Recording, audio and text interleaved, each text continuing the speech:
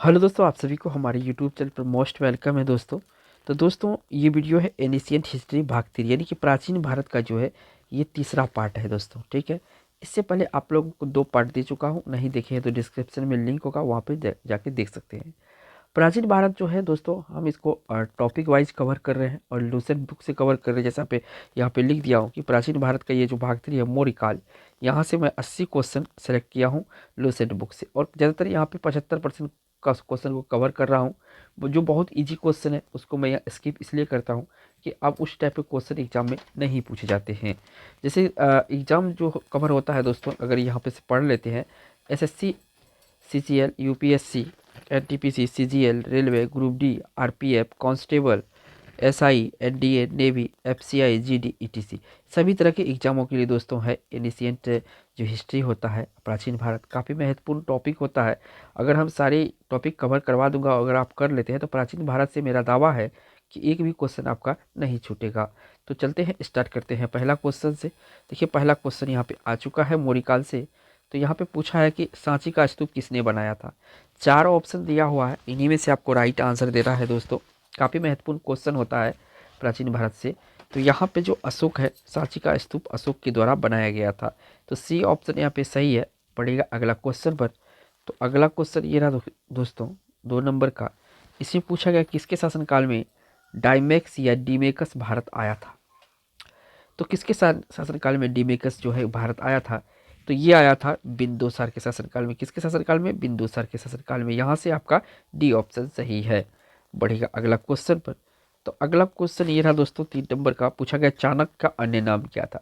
देखिए, चाणक्य को चाणक्य, विष्णुगुप्त, ठीक है, इस नाम से पुकारा जाता था। ठीक है, यहाँ पे विष्णुगुप्त है डी ऑप्शन में, तो डी ऑप्शन इस क्वेश्चन का राइट आंसर है। और एक नाम इसका कौटिल्य भी है। चंद्रगुप्त मौर्य का ये प्रधानमंत्री था, ये भी याद रखिएगा। बढ़ते हैं अगला क्वेश्चन पर। अगला क्वेश्चन यहाँ पे पूछा गया है, काफ़ी महत्वपूर्ण क्वेश्चन है, कि अशोक का समकालीन तुरमय कहाँ का राजा था। ये जो तुरमय है ना, ये अशोक का समकालीन था। ये राजा कहाँ का था, ये पूछा गया है। तो ये राजा था दोस्तों मिस्र का। कहाँ का राजा था? मिस्र का राजा था। यहाँ से सी ऑप्शन आपका करेक्ट हो जाएगा। बढ़िया अगला क्वेश्चन पर। तो अगला क्वेश्चन दोस्तों यहाँ पे पूछा गया है आपसे कि निम्नलिखित में से किसकी तुलना मिकियावेली की प्रिंस से की जाती है। मिकियावेली के द्वारा लिखा गया था प्रिंस, और इस किसकी तुलना की जाती है। तो यहाँ पे जो आपका कौटिल्य का अर्थशास्त्र है, इसकी तुलना मिकियावेली से की जाती है। तो यहाँ पे डी ऑप्शन करेक्ट है। दोस्तों, आप हमारे अगर यूट्यूब चैनल पे देख रहे हैं नोबल स्टडी 1 पर आप इस वीडियो को देख रहे हैं, तो चैनल को सब्सक्राइब जरूर कीजिएगा नोबल स्टडी 1 को। या फेसबुक पेज नोबल स्टडी 1 पे देख रहे हैं तो वहाँ पे भी वीडियो अवेलेबल होता है। यहाँ पे भी आप जो है चैनल को आप फॉलो कर सकते हैं दोस्तों। अगला बढ़ते हैं अगला 6 नंबर क्वेश्चन पर।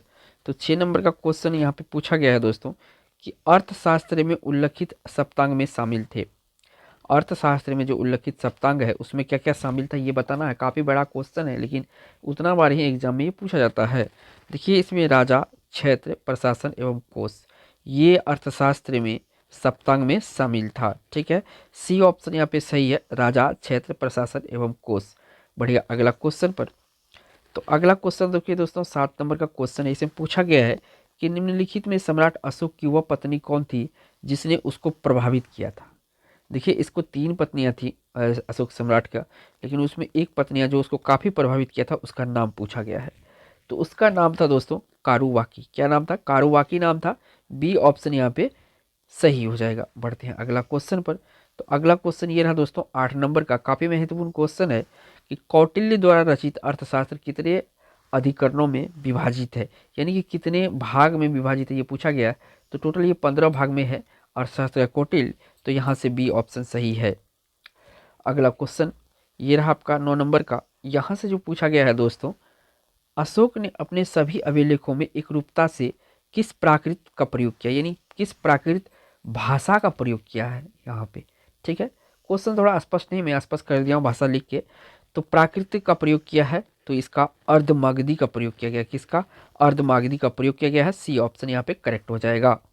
मौर्यकाल से बहुत ही इंपॉर्टेंट क्वेश्चन है दोस्तों, वीडियो को जरा से भी स्किप नहीं कीजिए। तो यहाँ से पूछा गया है दोस्तों आपका 10 नंबर में, कहाँ से अशोक के द्विभाषी ग्रीक और अरमाइक अभिलेख प्राप्त हुए हैं। ग्रीक और अरमाइक अभिलेख कहाँ से प्राप्त हुए हैं? तो ये शेर ए कुना या कंधार, इसे इसका दूसरा नाम है कंधार, सिरइकुना। यहाँ से ग्रीक और अरमाइक अभिलेख जो अशोक के हैं यहाँ से प्राप्त हुए हैं। तो सी ऑप्शन इस क्वेश्चन का राइट आंसर होगा। बढ़िया, अगला क्वेश्चन पर। तो अगला क्वेश्चन ये रहा दोस्तों 11 नंबर का। यहाँ से पूछा गया कि बिंदुसार ने विद्रोहियों को कुचलने के लिए अशोक को कहाँ भेजा था। देखिए, बिंदुसार के जो जब शासन कर रहा था तो वहाँ पर कुछ विद्रोही उपद्रव हो गया था, जिसको अशोक को भेज के उसको शांत किया था। तो कहाँ पे? तो ये दोस्तों, ये जो विद्रोह हुआ था ये आपका तक्षशिला में हुआ था। तक्षशिला वर्तमान में ये पाकिस्तान का भाग है और प्राचीन शिक्षा का ये केंद्र रहा। बढ़ते हैं अगला क्वेश्चन पर। तो अगला क्वेश्चन ये रहा आपका 12 नंबर का। यहाँ से पूछा जा रहा आपसे कि अशोक ने श्रीलंका में बौद्ध धर्म का प्रचार हेतु किसे भेजा। अशोक ने बौद्ध धर्म के प्रचार के लिए श्रीलंका में किसको भेजा था? एक संघमित्रा, दूसरा था महेंद्र। ये दोनों को श्रीलंका भेजा था। किस धर्म के लिए? बौद्ध धर्म के लिए। पूछा जाता है किस धर्म के? बौद्ध धर्म के लिए। बढ़ते हैं अगला क्वेश्चन पर।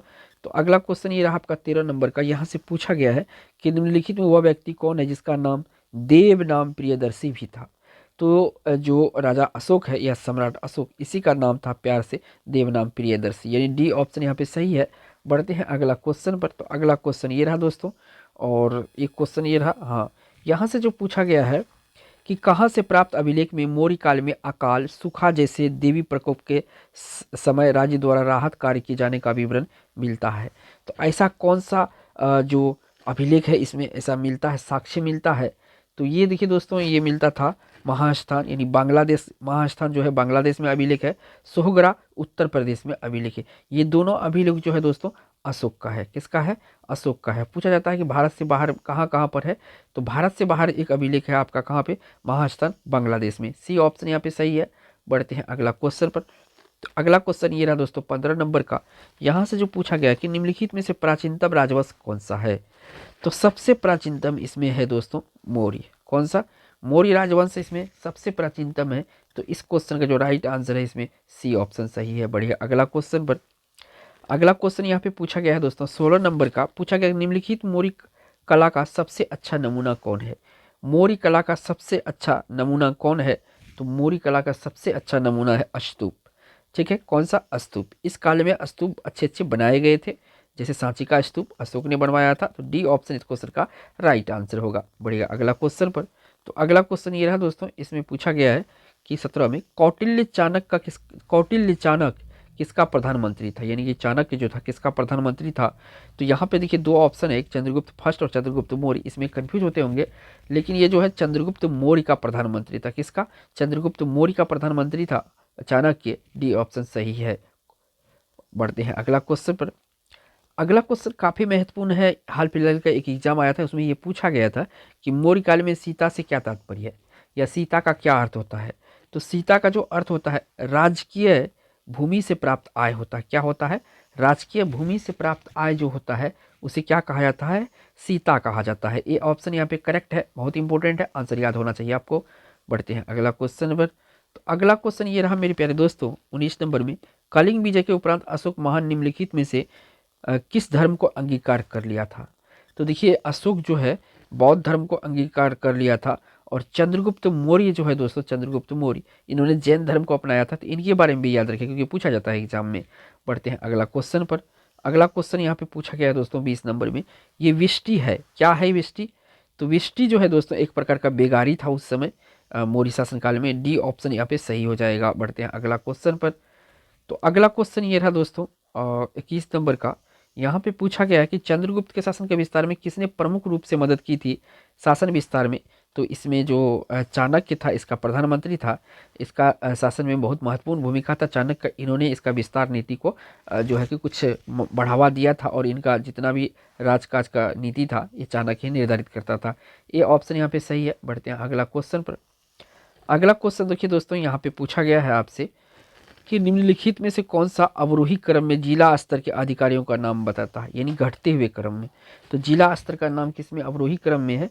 तो ये आपका जो है प्रादेशिक प्रादेशिक राजुक युक्तक, प्रादेशिक राजुक युक्तक, ये आपका जिला स्तर का अधिकारियों का नाम क्रम में है। सी ऑप्शन यहाँ पे सही है। बढ़ते हैं अगला क्वेश्चन पर। तो अगला क्वेश्चन ये रहा दोस्तों 23 नंबर का। यहाँ पे पूछा गया है आपसे सांची किस कला का व मूर्ति कला का निरूपण करता है, यहाँ पे ए होना चाहिए, यहाँ पे बी। ठीक है, किस कला और मूर्ति कला का निरूपण करता है सांची, तो ये बौद्ध कला का, किसका, बौद्ध कला का निरूपण करता है। जैसे आप सभी सांची का स्तूप जो है फेमस है, तो इस क्वेश्चन का डी ऑप्शन यहाँ पे सही है। बढ़ते हैं अगला क्वेश्चन पर। तो अगला क्वेश्चन ये रहा दोस्तों, थोड़ा सा मैं इसको छोटा करता हूँ। यहाँ पे पूछा गया है, किस शिलालेख में अशोक की यह घोषणा अंकित है, किसी भी समय चाहे मैं खाता हूँ या रानी के साथ विश्राम करता हूँ रहूँ या मैं अपने अंतःशाला में रहूँ, मैं जहाँ भी रहूँ मेरे महात्म्य मुझे सार्वजनिक कार्य के लिए संपर्क कर सकते हैं। जो इसका इससे इसके नीचे के वर्कर थे वो सीधे इससे संपर्क कर सकते थे। ऐसा किस अभिलेख में कहा, अशोक के द्वारा कहा गया है। तो अशोक का जो है ये छठवें शिलालेख में कहा गया। किसमें, छठवें शिलालेख कहे या अभिलेख कहे, एक ही बात है। बी ऑप्शन यहाँ पे करेक्ट है। बढ़ते हैं अगला क्वेश्चन पर। तो अगला क्वेश्चन ये रहा दोस्तों 25 नंबर का, और यहाँ पे जो पूछा गया है कि प्राचीन भारत का वह प्रसिद्ध शासक जिसने अपने जीवन के अंतिम दिनों में जैन धर्म को अपनाया था। अभी इससे पहले मैंने बताया था आपको, तो चंद्रगुप्त मौर्य जो है इन्होंने क्या किया था, जैन धर्म को अपनाया था, ये बात याद रखना है। और जो बौद्ध धर्म है इन्होंने जो है कि अशोक, सम्राट अशोक ने अपनाया था। तो यहाँ पर चंद्रगुप्त, यहाँ पे बौद्ध धर्म के बारे में पूछा है, जैन धर्म के बारे में पूछा है, तो चंद्रगुप्त मौर्य इस क्वेश्चन का राइट आंसर होगा। बढ़ते हैं अगला क्वेश्चन पर। तो अगला क्वेश्चन ये रहा आपका 26 नंबर का। यहाँ से पूछा गया है कि कौन सी घोषणा से युद्ध और हिंसा के प्रति अशोक के आंतरिक दुख को स्पष्ट करता है, कौन सी घटना। तो कलिंग का पृथक शिलालेख जो है इसमें ये घटना का युद्ध और हिंसा के प्रति अशोक के आंतरिक दुख को स्पष्ट करता है। कलिंग के युद्ध के बाद जो है कि इन्होंने युद्ध की ये जो नीति था ये बदल दिया था और बौद्ध धर्म को अपना लिया था। बी ऑप्शन यहाँ पे सही है, काफ़ी जनसंहार हुआ था। बढ़ते हैं अगला क्वेश्चन पर। अगला क्वेश्चन आपका 27 नंबर का है। यहाँ से पूछा गया है कि मौर्य साम्राज्य की स्थापना किसने की थी।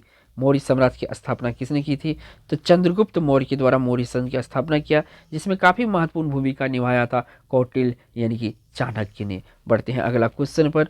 तो अगला क्वेश्चन ये रहा 28 नंबर का। यहाँ से जो पूछा जा रहा आपसे, किस शिलालेख में अशोक ने घोषणा की कि सभी मनुष्य मेरे बच्चे हैं। तो ऐसा किस शिलालेख में कहा था कि अशोक ने घोषणा किया सभी मनुष्य मेरे बच्चे हैं, तो ये कहा था दोस्तों पांचवां बृहत शिलालेख में। किसमें, पांचवां बृहत शिलालेख में। ठीक है, तो यहाँ से आपका ए ऑप्शन सही है। बढ़ते हैं अगला क्वेश्चन पर।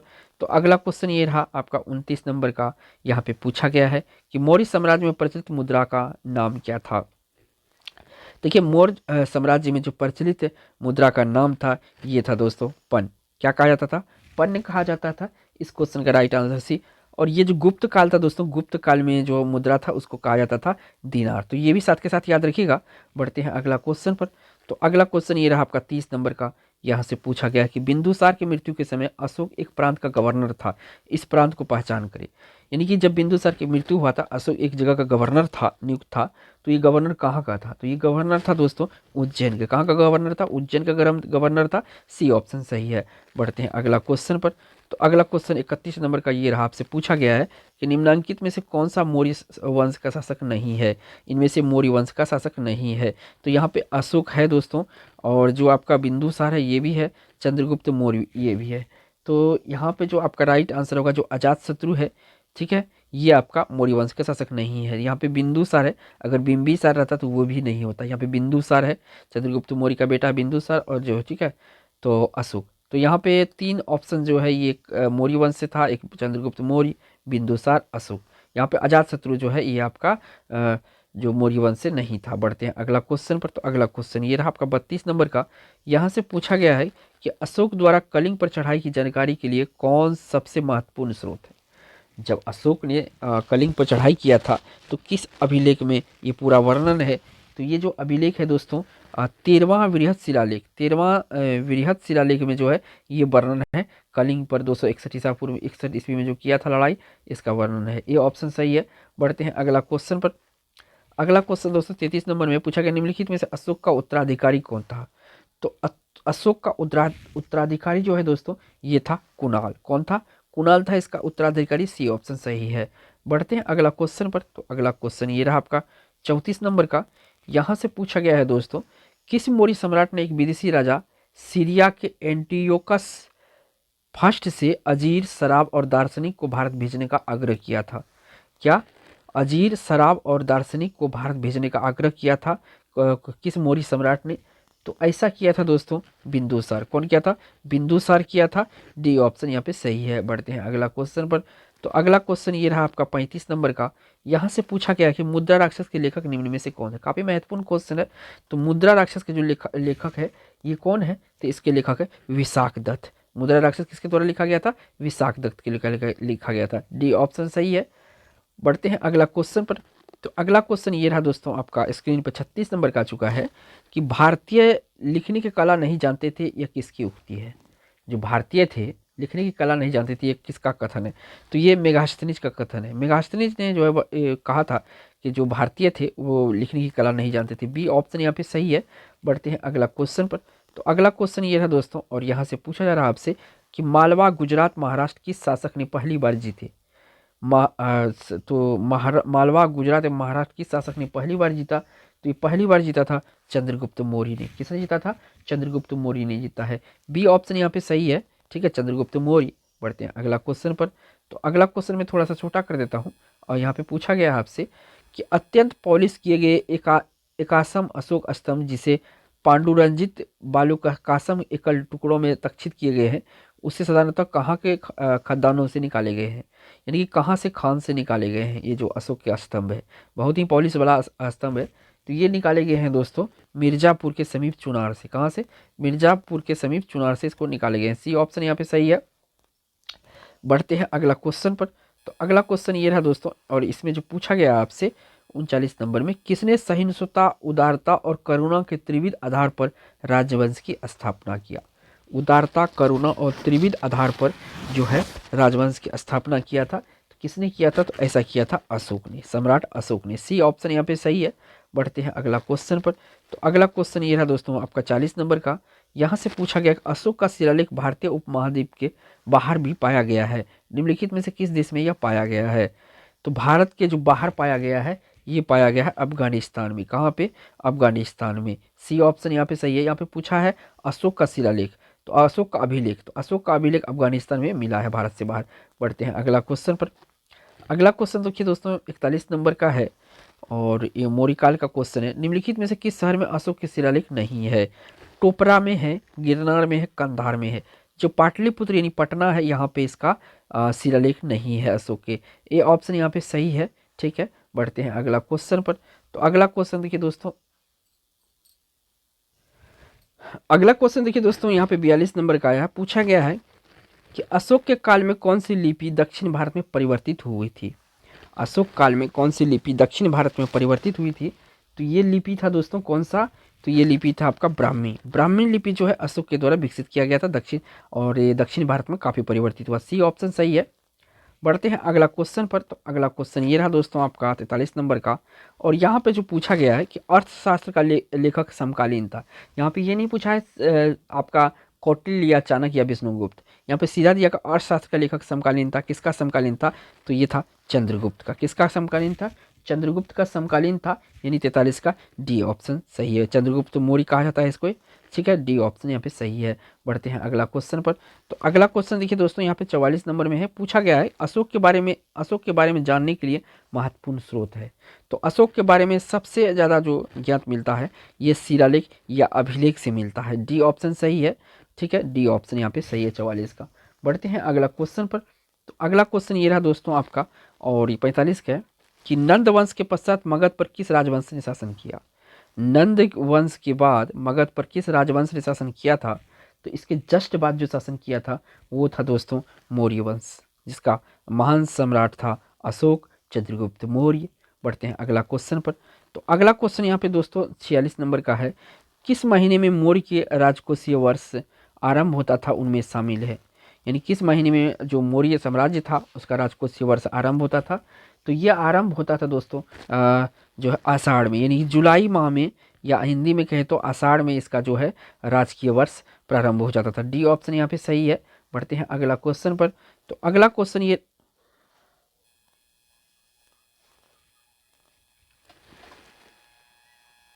नेक्स्ट क्वेश्चन दोस्तों यहाँ से पूछा गया है 47 में कि मौर्य काल में शिक्षा का सर्वाधिक प्रसिद्ध केंद्र था। मौर्य काल में शिक्षा का जो सर्वाधिक प्रसिद्ध केंद्र था ये था तक्षशिला। कौन सा था? तक्षशिला था। और ये वर्तमान में जो है पाकिस्तान का भाग है। ठीक है, ऑप्शन यहाँ पे ए सही है। बढ़ते हैं अगला क्वेश्चन पर।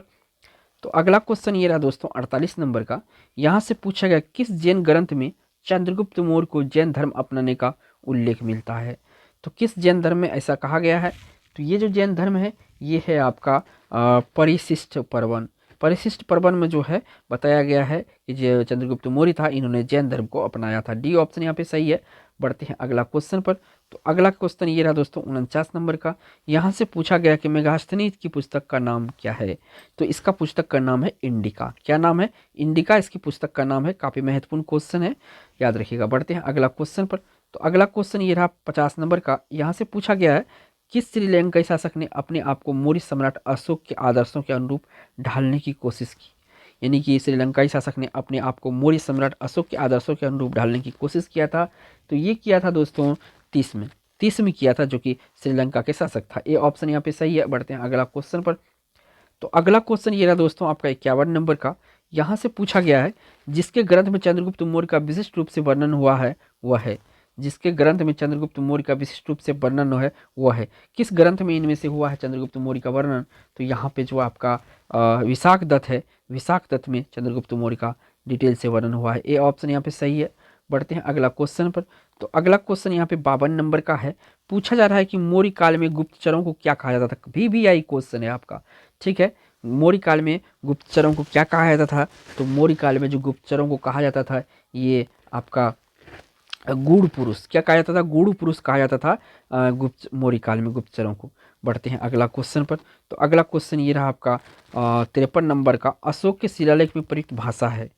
तो इस जो प्रयुक्त भाषा इस्तेमाल किया गया है इसके द्वारा, तो ये पाली भाषा है। कौन सा, पाली भाषा है। यानी कि इस क्वेश्चन का जो राइट आंसर है 53 का, ये ऑप्शन यहाँ पे सही है। बढ़ते हैं अगला क्वेश्चन पर। तो अगला क्वेश्चन ये रहा आपका 54 नंबर का।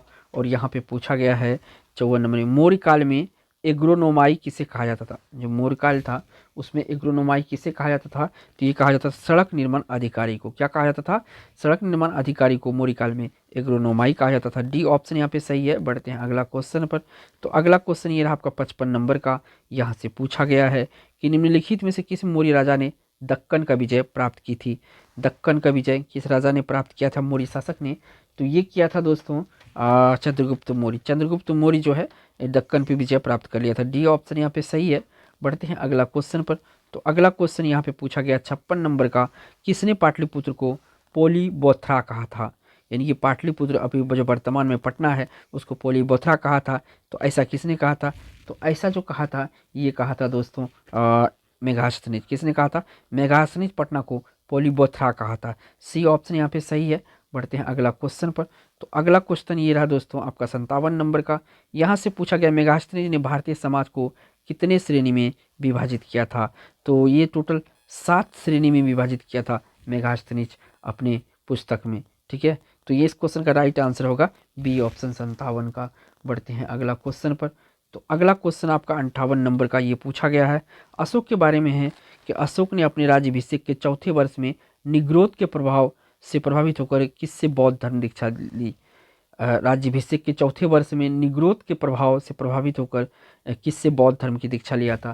तो ये बौद्ध धर्म का दीक्षा जो लिया था ये लिया था उपगुप्त से। किससे, उपगुप्त से लिया था। यानी बी ऑप्शन इस क्वेश्चन का राइट आंसर है। बढ़ते हैं अगला क्वेश्चन पर।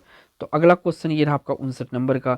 यहाँ से पूछा गया है कौटिल्य के अर्थशास्त्र में किस पहलू पर प्रकाश डाला गया है।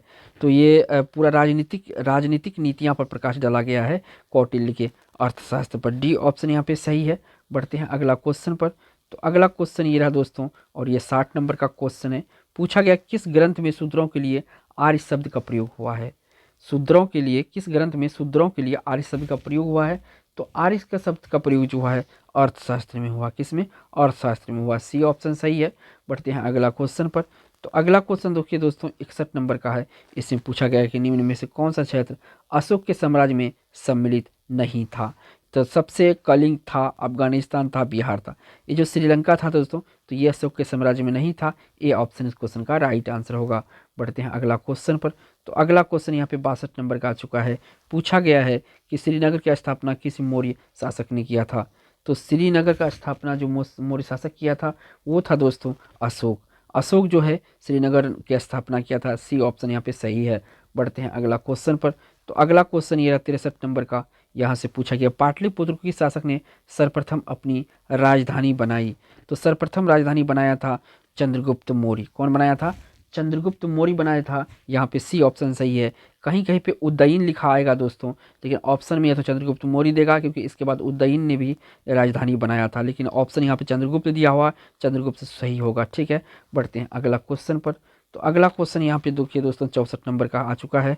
यहाँ पे पूछा गया है कि निम्नलिखित वक्तव्यों में से कौन सा एक वक्तव्य अशोक के प्रस्तर स्तंभों के बारे में गलत है। तो सबसे पहले तो सही चुन लेना है इसमें। तो सही कौन कौन सा है? स्तंभों का शेफ्ट शुंडाकार है, बिल्कुल सही है। ये स्थापत्य संरचना का भाग है, गलत है। इन पर बढ़िया पॉलिश होता था, ये भी सही है। तो यहाँ पे ऑप्शन कौन सा सही हो जाएगा? बी, क्योंकि हमको गलत चुनना था, तो बी वाला ऑप्शन गलत है। बढ़ते हैं अगला क्वेश्चन पर। तो अगला क्वेश्चन ये रहा 65 नंबर का, यहाँ से पूछा गया है कि पाटलिपुत्र में स्थित चंद्रगुप्त का महल मुख्यतः बना है। ये चंद्रगुप्त का जो महल है ये किससे बना है? तो ये बना है दोस्तों लकड़ी का। किसका बना है? लकड़ी का बना है। ये ऑप्शन यहाँ पे सही होगा। बढ़ते हैं अगला क्वेश्चन पर। तो अगला क्वेश्चन ये रहा दोस्तों 66 नंबर का, यहाँ से पूछा गया निम्नलिखित में से किस राज्य देश में अशोक को व्यक्तिगत नाम अशोक का उल्लेख मिलता है। तो किस राज्य आदेश में अशोक का व्यक्तिगत नाम अशोक मिलता है? तो ये मिलता है दोस्तों किसमें? तो ये मिलता है मास्की में। मास्की व्यक्तिगत जो मास्की राज्य देश है इसमें मिलता है, यानी बी ऑप्शन यहाँ पे सही है। बढ़ते हैं अगला क्वेश्चन पर। तो अगला क्वेश्चन आपका 67 नंबर का है। यहाँ पे पूछा गया है कि बरार यानी गया जिला की गुफाओं का उपयोग किसने आश्रय की गृह के रूप में किया था।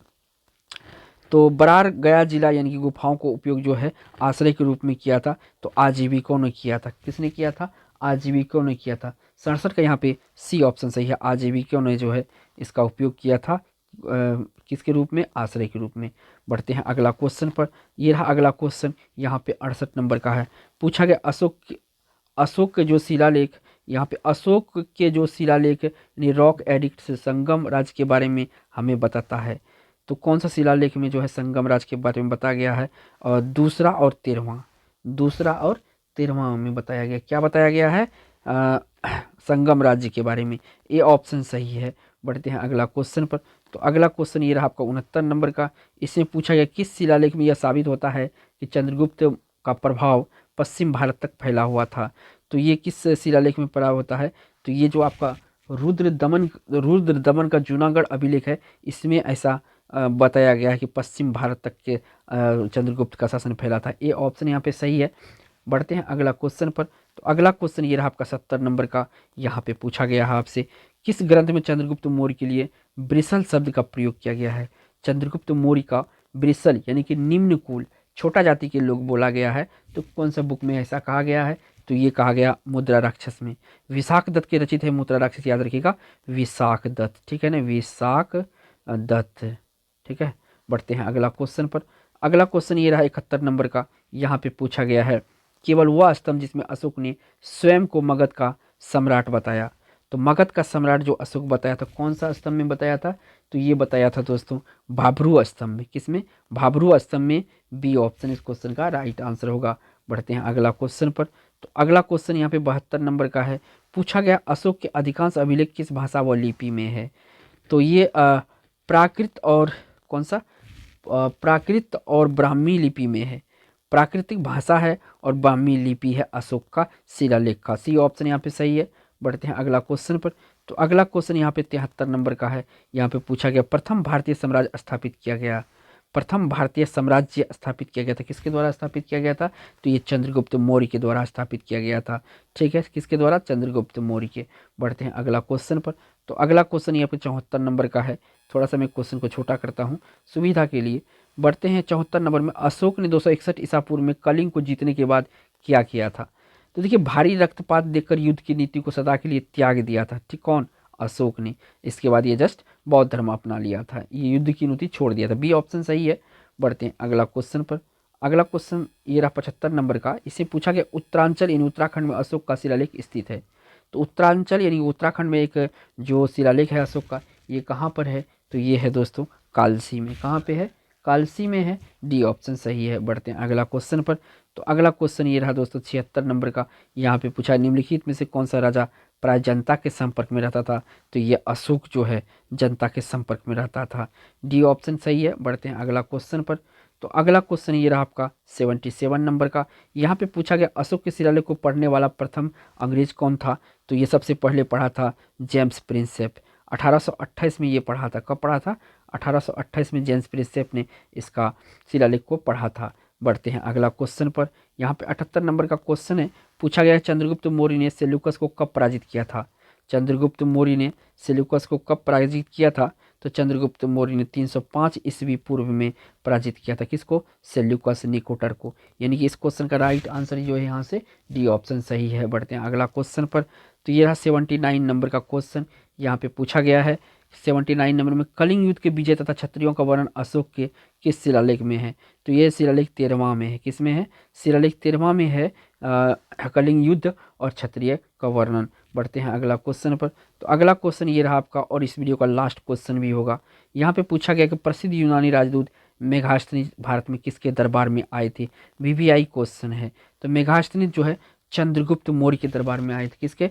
चंद्रगुप्त मौर्य के दरबार में आए थे मेगास्थनीज। ये ऑप्शन इस क्वेश्चन का राइट आंसर है। वीडियो अगर अच्छा लगा, हेल्पफुल लगा तो एक लाइक बनता है दोस्तों। और चैनल पे पहली बार हैं तो सब्सक्राइब कर लीजिए, या हमारे FB पेज पर देख रहे हैं यानी फेसबुक पेज पर देख रहे हैं तो पेज को फॉलो कीजिए। थैंक्स फॉर वॉचिंग दोस्तों।